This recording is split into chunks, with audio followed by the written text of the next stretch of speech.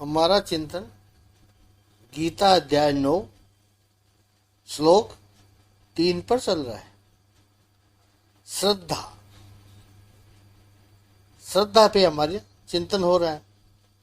श्रद्धा का पुष्प कभी कभार कुछ लोगों के अंतःकरण में ही फूलता है, फलता है, खिलता है, और जिनके अंतःकरण में यह श्रद्धा का पुष्प खिल गया वो मानो भाव सागर को पार कर गया।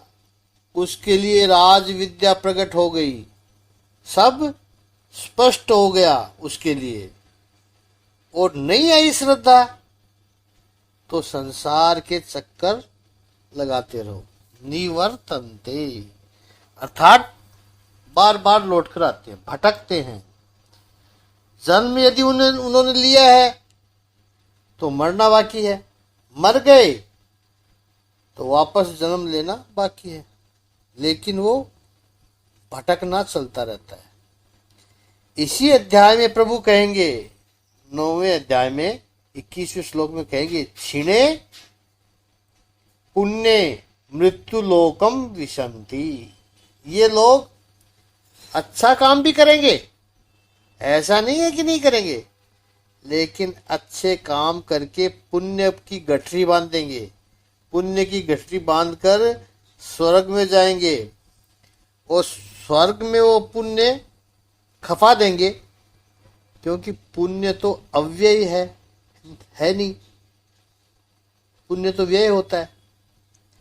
ये राज विद्या है वो अव्यय है, पुण्य अव्यय नहीं है।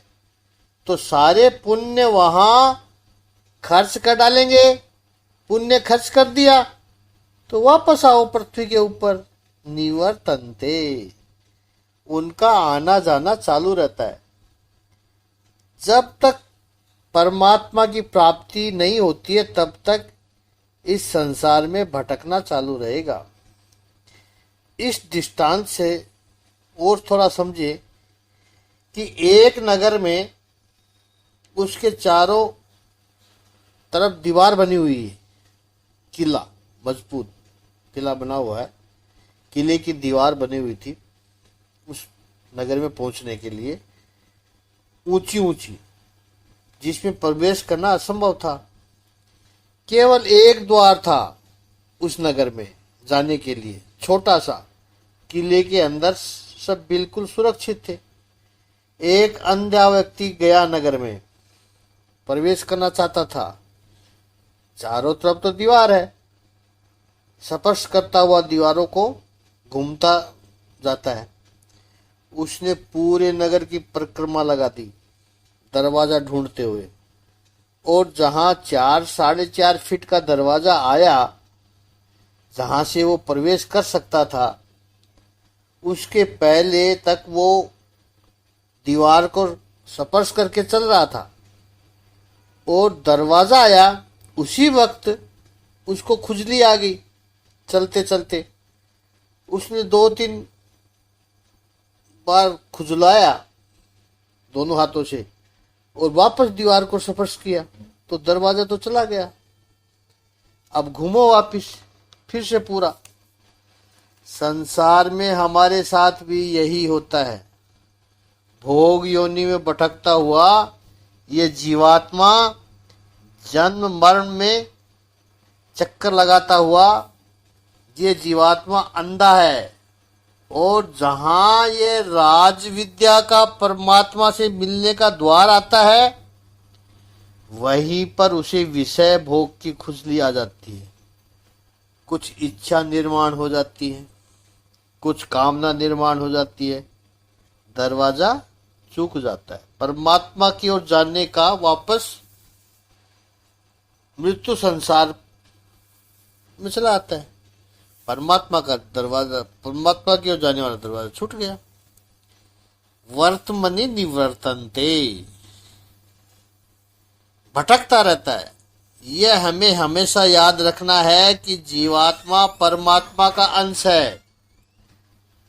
परमात्मा का स्थान नहीं, जीवात्मा का अस्तित्व विश्राम स्थान है। सरल भाषा में कहें तो घर है, जब तक घर नहीं पहुंचोगे भटकते रहोगे। जीवात्मा जब तक परमात्मा के पास नहीं पहुंचता तब तक भटकता रहता है। भगवत गीता हमें अपना असली घर बताती है, अपने घर का असली घर का एड्रेस देती है। इतना ही नहीं, यह भी गारंटी देती है भगवत गीता कि घर में पहुंच जाओगे तो फिर हमें भटकना नहीं पड़ेगा। कितनी बार प्रभु ने गारंटी दी है। चौथे अध्याय के 9वें श्लोक में भगवान ने कहा, त्यक्त्वा देहम पुनर्जन्म नयति मामेति सोर्जुन। हे अर्जुन, वह व्यक्ति जो मुझे ठीक रूप से पहचानता है, यानी मेरे जन्म और कर्म दिव्य है, ऐसा जो मुझे तत्व से जानता है, वो व्यक्ति त्यक्त्वा देहम पुनर्जन्म न एति, शरीर को छोड़ करके पुनर्जन्म नहीं पाता है। माम एति, मुझे प्राप्त करता है। अर्जुन भटकता नहीं है, वो स्थिर हो जाता है। 5वें अध्याय के 17वें श्लोक में कहा प्रभु ने, तद बुद्धे तत आत्मानः तत निष्ठा तत परायणा गच्छन्ते पुनरावृत्तम ज्ञान निर्धृत कल्पसा। ज्ञान से जिसके पाप धुल गए हैं, साफ हो गए हैं, निकल गए हैं, ऐसे लोग अपुनरावर्तिम गच्छन्ति। ये जो पुनर आना जाना है उसमें नहीं फंसते हैं। 8वें अध्याय अक्षर ब्रह्म योग के 21वें श्लोक में प्रभु ने कहा, अव्यक्त अक्षर इति उक्त तम आहु परमाम गतिम। ये प्राप्य ने निवृत्तन्ते तदाम परम मम।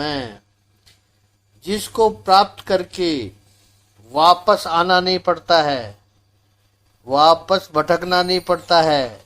यम प्राप्य न निवर्तन्ते तदाम परमम मम। ये मेरा परम धाम है, और जब ये मेरा परम धाम है तो जब ये मेरा परम धाम है तो तेरा भी परम धाम है, क्योंकि तू मेरा अंश है। पिता का घर होता है वही तो पुत्र का घर भी होता है, क्योंकि पुत्र पिता का अंश है। आने वाले अध्यायों में अति प्रसिद्ध, अति प्रचलित ऐसा भगवत गीता का 15वां अध्याय, उसके 4थे श्लोक में भी प्रभु ने कहा है, ततः पदम ततः परिमार्गी त्वयम् यस्मिन् गता न निवर्तन्ति भूयः तमेव चाह्यं पुरुषं प्रपद्ये यत प्रवृत्ति प्रसूता पुराणी। जहां जाकर के फिर से वापस भटकना नहीं पड़ता है। बार बार प्रभु ने यही कहा है कि न वीरतंती। इसी 15वें अध्याय के 106 श्लोक में कहा है, न तत् भासते सूर्यो न शशांको न पावकै यद गत्वा न निवृत्तन्ते तदाम परमम मम। जहां पर जाकर के वापस नहीं आना पड़ता, वही मेरा परम धाम है। 8वें अध्याय के 21वें श्लोक में और 15वें अध्याय के 6ठे श्लोक में दोनों कितने समान है। 8वें अध्याय में कहा है, यम प्राप्य न निवृत्तन्ते तदाम परमम मम, और 15वें अध्याय के 6ठे श्लोक में कहा, यत गत्वा न निवृत्तन्ते तदाम परमम मम। ये बात तो बिल्कुल स्पष्ट हो गई कि प्रभु कहते हैं कि मेरा जो परम धाम है वहां एक बार जीवात्मा आ गया फिर उसको इस जन्म मरण के फेरे में भटकना नहीं पड़ता है। अर्जुन, इस संसार में भी मैं तो हूं ही। कैसे हूं? अब ये इस 9वें अध्याय का 4था और 5वां श्लोक है। उसने बड़े बड़े वेदांतियों को चक्कर में डाल दिया है। भगवत गीता के अत्यंत कॉम्प्लेक्स जो श्लोक हैं उनमें से ये 2 श्लोक है। इन दोनों श्लोकों को समझने का प्रयास करेंगे हम। कई कंफ्यूज हुए हैं इसमें। तो पहले 9वें अध्याय का 4था श्लोक लेते हैं, एक एक चरण लेते हैं।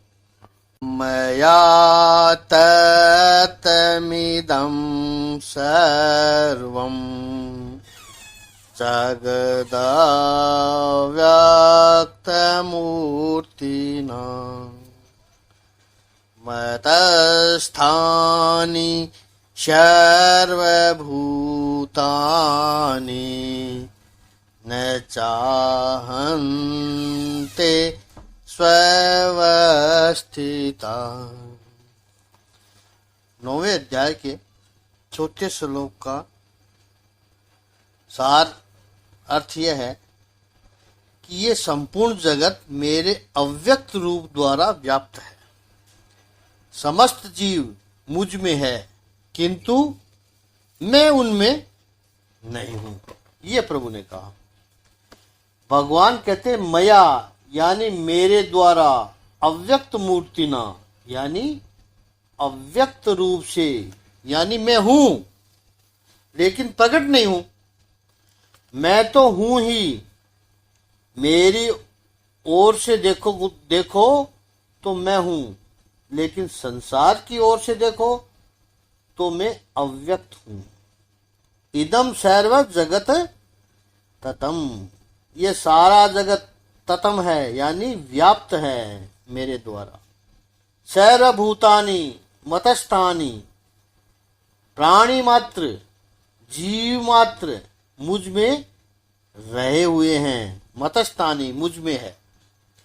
च यानी लेकिन अहम तेष व न अवस्थिता, मैं उनमें नहीं हूं। जीवात्म सब कुछ मुझ में है। पहली बात तो चलो सरल है कि व्यक्त स्वरूप से मैंने पूरे जगत को व्याप्त करके रखा है, ऐसा प्रभु बोल रहे हैं। पूरे संसार को कवर करके रखा है। हाँ प्रभु, बिल्कुल सही बात कह रहे हैं आप।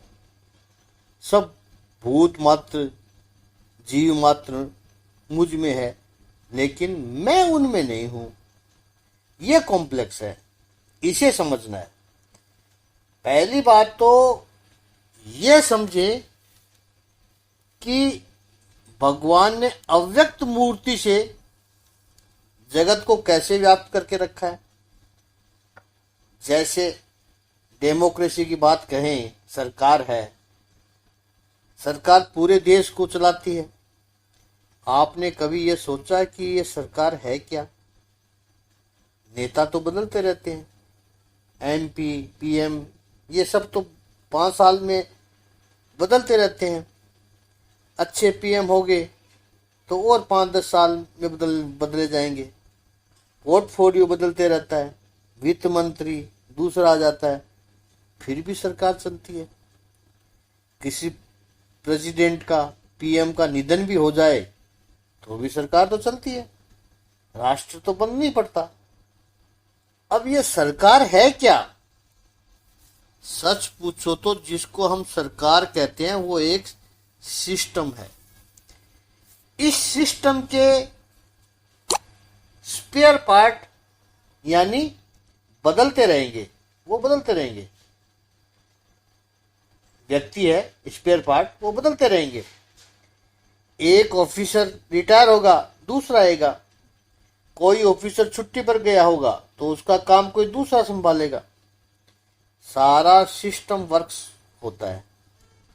ऐसे ही इस पूरे अस्तित्व की चलाने वाली जो ऊर्जा है, जो सिस्टम है उसको हम परमात्मा कहते हैं।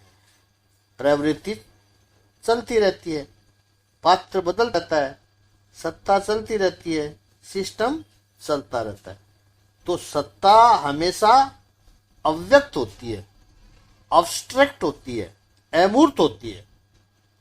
कार्य होते रहते हैं, अनेक स्वरूप से होते रहते हैं, लेकिन आप पॉइंट करके ये नहीं बता सकते कि ये रही सरकार, ये रही सत्ता। ठीक इसी तरह आप पॉइंट करके नहीं बता सकते कि ये रहा ईश्वर। इस पर आगे चिंतन कल करेंगे। ओम श्री सच्चिदानंद भगवान की जय। ओम श्री आनंद कंद भगवान की जय।